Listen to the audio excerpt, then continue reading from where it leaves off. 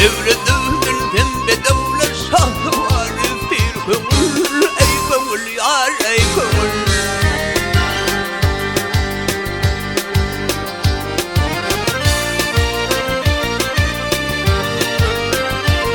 Ya devlete dur tabi devler bol hayanın nasiyet. Dinamazi mendelirli aklı takıl sarıyızay.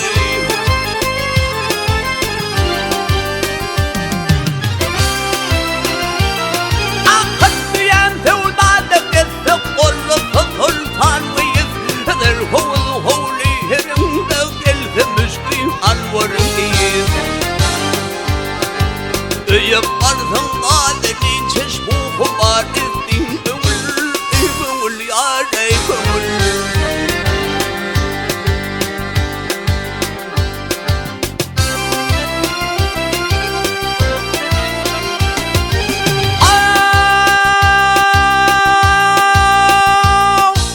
Atlanı çıktım şikara at yarı esbabı şey. Saldı yürüp sağlılar tuğul ütelvi arış hıyey.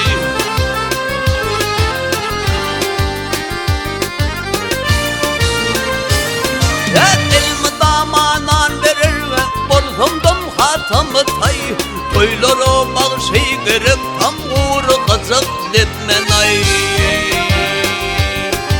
Dürlü dümen saçalınsın amarat ettir gönül. Ey gönül yar ey gönül.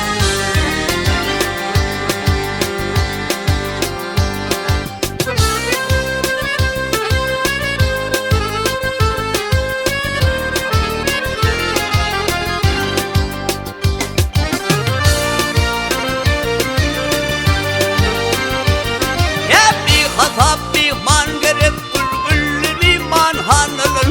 Zamayı mescid gerek içağıdır meyhaneler ey.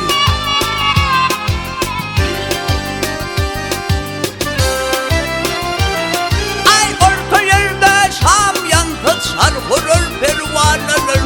Mürşid-i kamil bolu talim alır divaneler. Yedi arkamda kırkılsa oltu yar ettir gönül. Ey gönül yar ey gönül.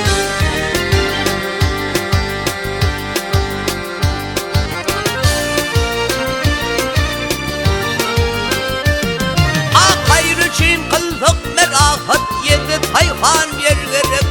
Ammalık kaplı taşır o yedi hatırlar gerek.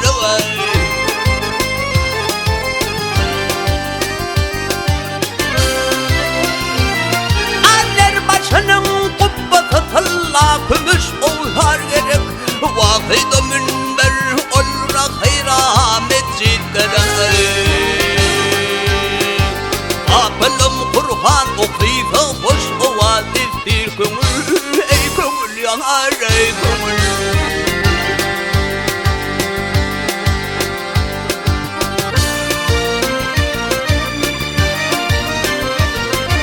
Ey Allah can ey uday can gaybi.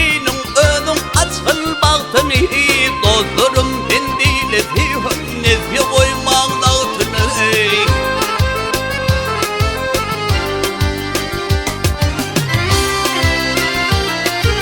Verdiğimiz perverdi ve Davut Süleyman tahtını ey. Kavla tarih baş koyunlar okuyunlar beş vaktını ey. Kâve-i bethil eremni altayar ettir gönül. Ey gönül yanar ey gönül.